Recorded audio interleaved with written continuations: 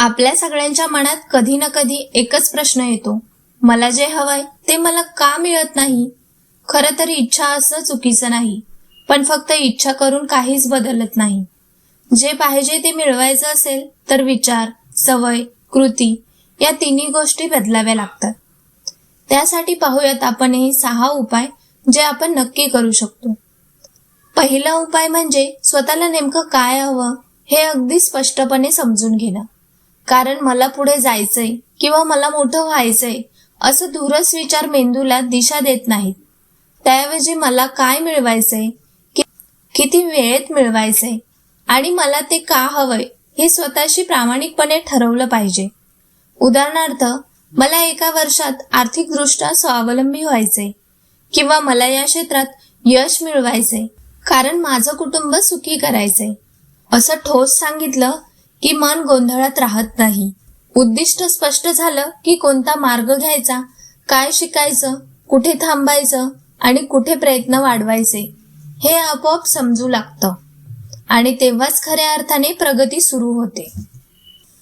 दुसरा उपाय म्हणजे स्वतःवरती ठाम विश्वास ठेवणं.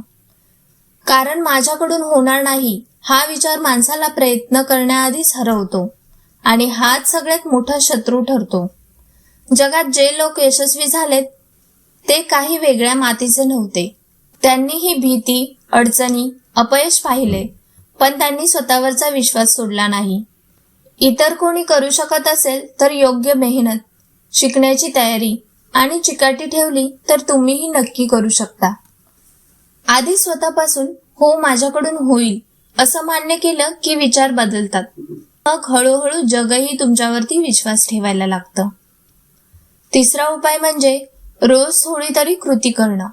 कारण मोठं यश एका दिवसात मिळत नाही आणि फक्त विचार करून काहीच घडत नाही.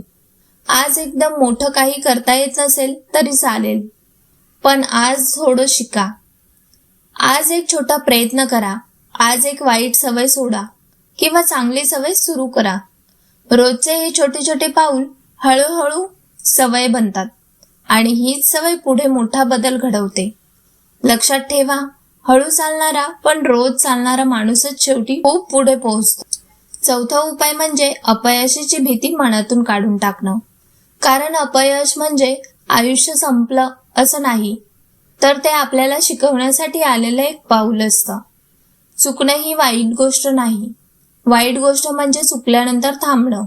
प्रत्येक चूक आपल्याला काय टाळायचं, काय सुधारायचं आणि पुढे कसं जायचं हे शिकवते. आज जे लोक यशस्वी दिसतात त्यांनीही अनेक वेळा अपयश पाहिले. फरक इतकाच की त्यांनी हार मानली नाही. ते पडले, शिकले आणि पुन्हा उभे राहिले, म्हणूनच ते पुढे गेले.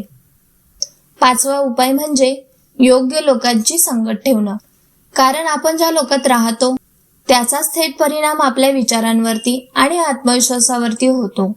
सतत नकारात्मक बोलणारे, हे होणार नाही, आपण असेच आहोत असं म्हणणारे लोक हळूहळू आपली ऊर्जा आणि उत्साह कमी करतात, आपल्यालाही मागे खेचतात. याउलट जे लोक पुढे जाण्याची भाषा करतात, जे स्वतः काहीतरी करण्याचा प्रयत्न करतात आणि आपल्याला प्रेरणा देतात, अशा लोकांच्या जवळ राहिलं की आपली विचारसरणी सकारात्मक होते. संगत बदलली की विचार बदलतात, विचार बदलले की निर्णय बदलतात आणि निर्णय बदलले की आयुष्यही बदलायला लागतं. 6वा उपाय म्हणजे संयम ठेवणं आणि सातत्य कधीही न सोडणं. कारण आपण प्रयत्न केला म्हणून उद्या लगेच मोठा परिणाम दिसेलच असं नाही. चांगल्या आणि टिकणाऱ्या गोष्टींना वेळ लागतो आणि मधल्या काळातच बरेच लोक थकून हार मानतात. पण जो माणूस शांतपणे, घाई न करता रोज प्रामाणिक प्रयत्न करत राहतो तोच शेवटी यशापर्यंत पोहोचतो. कधी प्रगती कमी वाटेल, कधी अडथळे येतील, तरीही चिकाटी सोडली नाही तर जे पाहिजे ते उशिरा का होईना पण नक्की मिळतं. मंडळी, स्वप्न बघणारे खूप असतात, पण त्यासाठी रोज झटणारेच ते स्वप्न जगतात. तुम्हालाही जे पाहिजे ते मिळू शकतं. फक्त स्वतःवरती विश्वास ठेवा आणि आजपासून कृती सुरू करा.